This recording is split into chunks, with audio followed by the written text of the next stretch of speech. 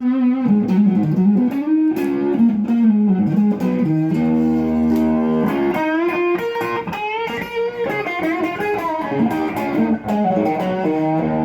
I doing? You're testing transformers. That's how many of the batch are left. You tested all but those? 10. The last batch of 10. I just did 20. These are for hundreds? Okay, so I got these amps very low. I can talk over it. And I solder them in one at a time. Check every single one of them. It's a very complicated transformer design, and make sure it does all the things I want it to do. That cab and that cab are identical, but of course they sound different because they always do. That cab's tighter. That cab's softer and sweeter. But what I'm hearing now isn't what I'm going to hear when I break the transformer in. But pretty much the characteristics of the transformer will remain. It will get softer and freer, like, not softer, but freer. Like, I'll switch to this amp here. This one's broken in, and it's on that cabinet, which is a looser cabinet. So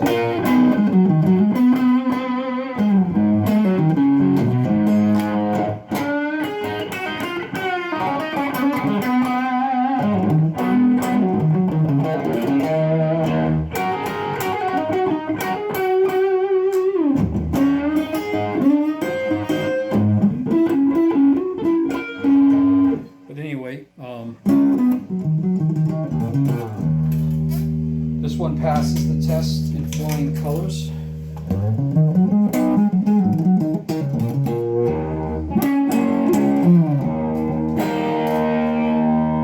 You can check it dead clean too.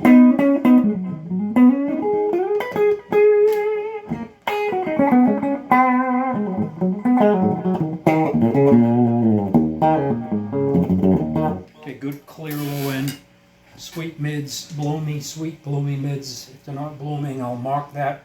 I write on every one of them. What guitar you playing? That's the 20-something-year-old woman. Old man? Yeah. I Okay, thought it was so- old man because the neck is so dark. So I'll take you through one. This is very dangerous, by the way. This is the best way I can figure to do it, though, you know. So obviously I shut the amp off. I do not You need a new sponge. bleed it down every time. I just try not to electrocute myself. Okay. So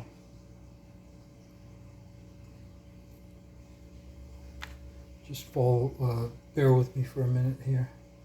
This is kind of tedious here because you can get shocked right here pretty damn good. I just leave the amp live.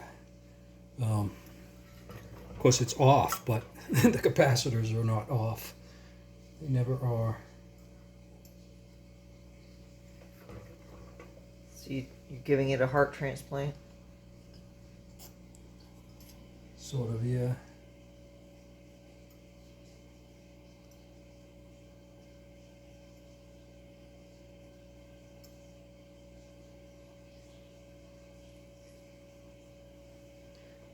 Okay, so now there's a big, heavy transformers. How much do those things weigh? A lot. All right, follow me in here.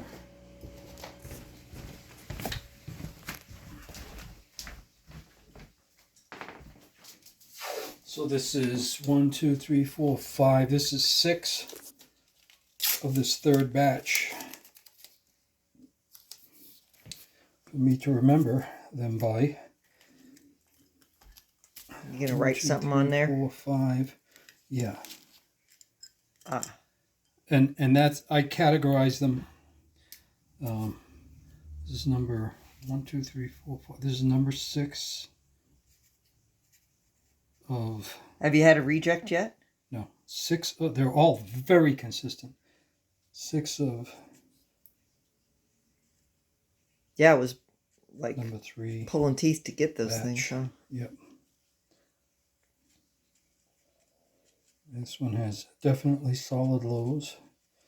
See, I can tune an amp with these transformers to, because I know what I write and I know the exact sound difference from that.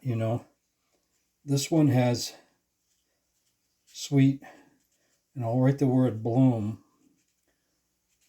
So it's different than Mids. this one because that one doesn't say bloom. It's not. It's just the tiniest little bit. And then of course you can tune an amp with the capacitors and no two capacitors of the same this is type all and the same value sound the same, and no sets of tubes sound the same. But I know what I'm starting with the transformer. because you're putting them all in the same amp. Same that's amp. tuned That's the the same. trick. That's the trick. Okay, so that one has Do all nice sweet amp highs. makers do this kind of stuff? No, nobody tests these. I don't even know how they make amps like that, because there are rejects, and I'm not going to go soldering a transformer into an amp until I know. 100-watt transformers are really hard to get consistent because everything's so big in the winds, especially if you got 8 layers and stuff like these. It's pretty hard to keep them consistent. These guys are doing these very good for me. Let's grab another one and show you how I hook it up.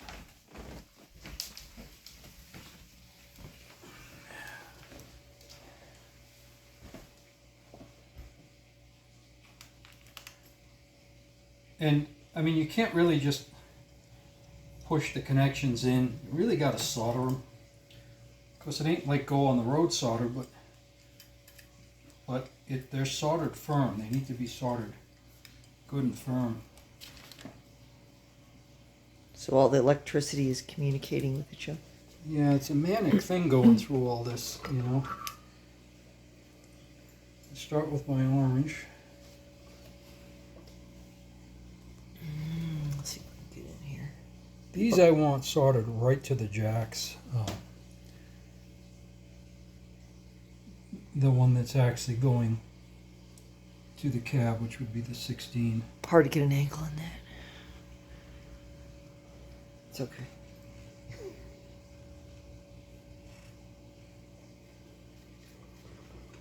This is one of my amps, so it's a test amp.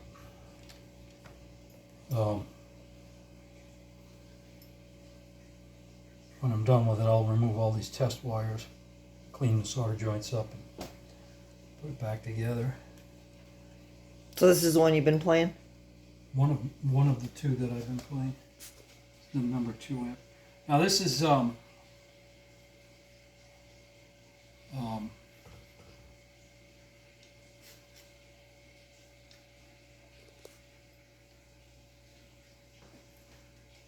I do this.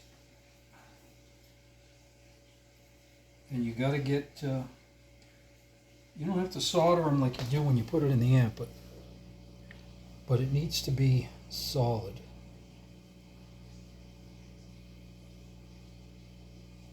I know this looks dangerous, and it is, because Bob likes to live dangerously. you've got some really hot wires hanging. You can't let them down like that. I'll show you in a minute. I always put my brown under the blue here so that it lifts it a bit.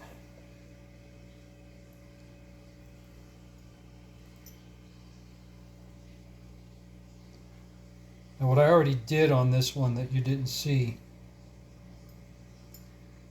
is I already switched cabs on it, because I listened to it through both cabinets, because I know what both of those cabinets sound like.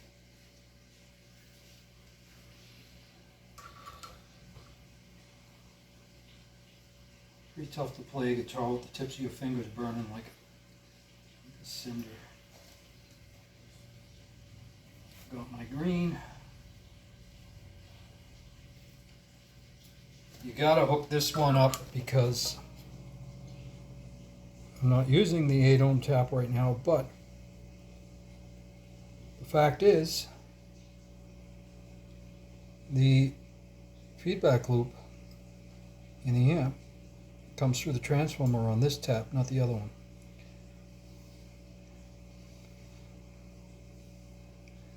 So I just use a lead wire with this one, but these two, the ground and I want them right on the jack. If it makes a difference, it does. If it doesn't, it doesn't. But I go through this every batch of 10. I just did 20. It takes a long time. But it is what it is. I mean, there's no way I'm putting a transformer in an amp that I spent all that time building that I haven't auditioned and listened to and know exactly what that thing is up to. This batch is very consistent. I mean, I know these amps, so that one setting that I'm playing at, very low volume, that's where you really want to hear that transformer, not when you start turning the amp up and you can mask certain things. You want to hear that thing really low. You can really hear it coupling to the speakers. You can hear if your loading impedance is perfect on that transformer and whatnot. Bang, right? Now it's on? Yep, now it's on. Now Bob's going to pick up his guitar. Is that your prediction? That's my prediction. Now, the transformer will always sound a little bit sloppy at first. I lift the other amp on. Because why? Because it's never seen voltage. And, you know, when I put one in an amp, I will then break it in and it'll smooth out. It'll move freer under the notes, things like that. But the general characteristics, if you have a bad mid-range or a bad high end in the transformer, or not the low end you want, throw it in the garbage. Take the end bells off in case you ever damage any end bells.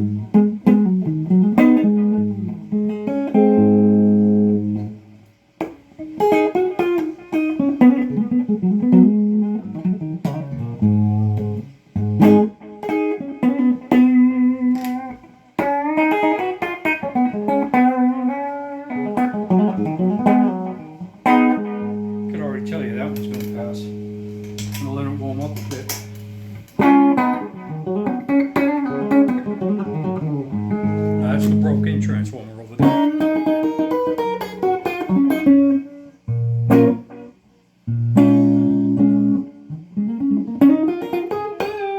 So you're A-Bing with the new one and the broken in one? Now, I know that cab's looser and that transformer's looser because it's broken in.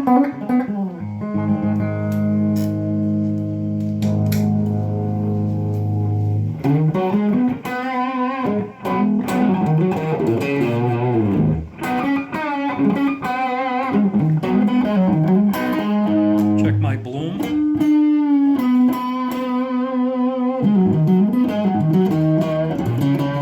Now we know that transformer's got the goods because I've been playing it for months.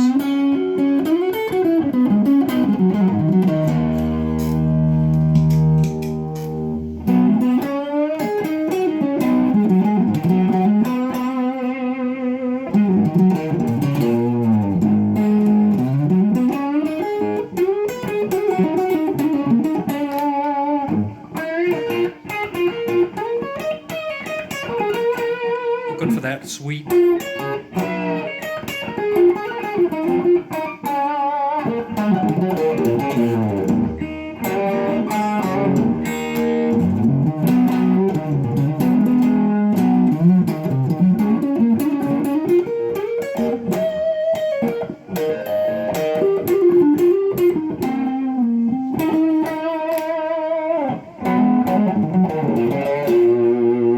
Hear it starting to break in? I don't have your ears, Bob. Starting to respond to my touch. So weird.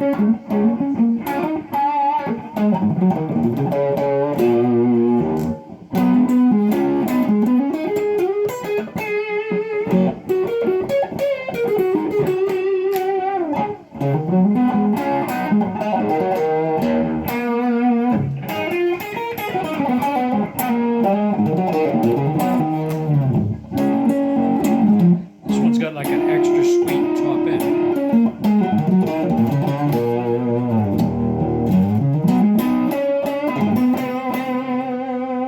Nice bloom. The bloom's starting to happen. Those notes weren't blooming like that before, but now they are. So now what I'll do before I'm done testing this transformer, what I always do is, since I know these two cabs so well, I will shut this amp off, and I will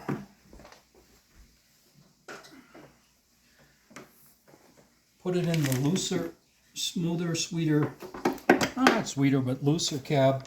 And again, these cabs are the same age. I built them at the same time. Speakers come right out of the cardboard boxes, and I just select two. They always sound different. 412s are even worse, because now there's four. Every speaker has a different sound. If you put four of them in, the sum total of that is real different. If you're using single speakers, it's not so bad. Single speakers, yeah, sure, everyone sounds different, but what really sounds different is when you combine a pair of speakers, the sum total of the tone of both of those speakers.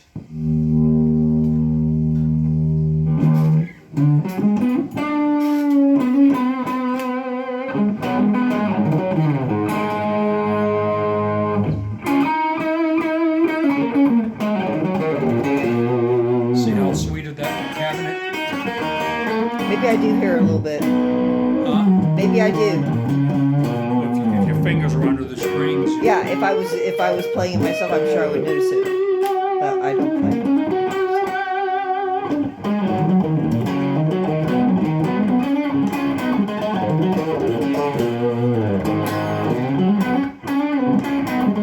Now I could equal these amps out on the two cabinets with this transformer, any one I've tested today, and the one that's in that amp, just by slightly tweaking the controls on the amp.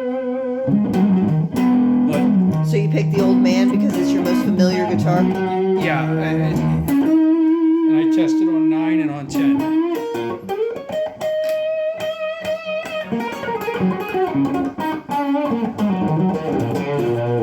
Two settings I use the least. I'm usually way lower than that, but you want to put everything in that transformer. And I know this guitar really good.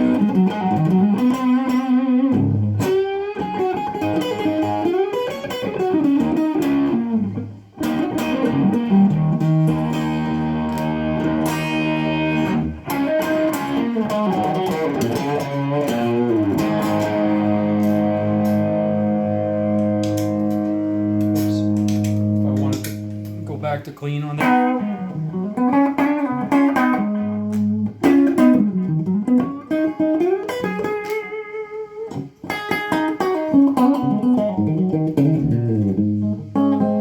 It's a beautiful sounding transformer. You can really feel them forming up on an amp that's already broken in, obviously. If you just put any transformer in an amp and you don't do a bench break-in or anything, and you sit down and play the amp, it's messy at first. You can actually feel it and hear it turning into an amp.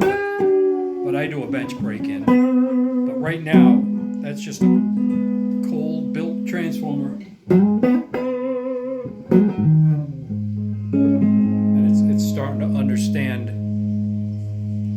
voltage running through all those coils.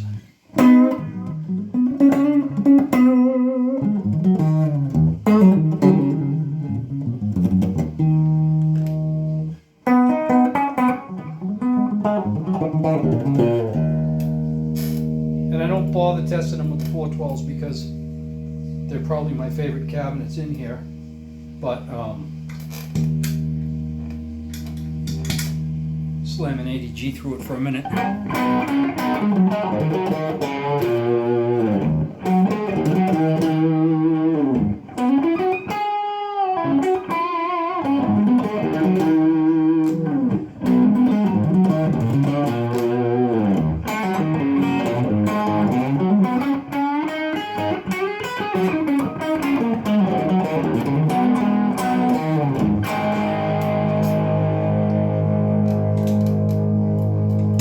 It's another winner.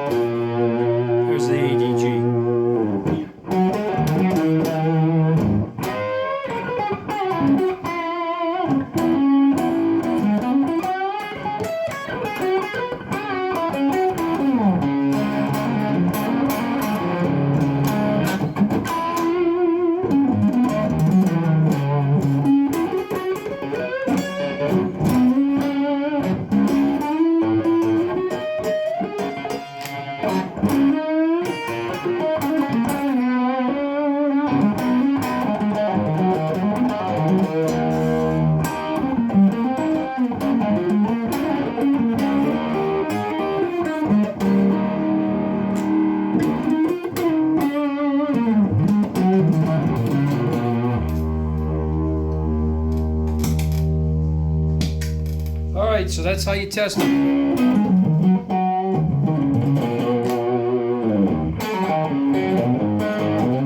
Any excuse to play your guitar. I just love to hear the sound.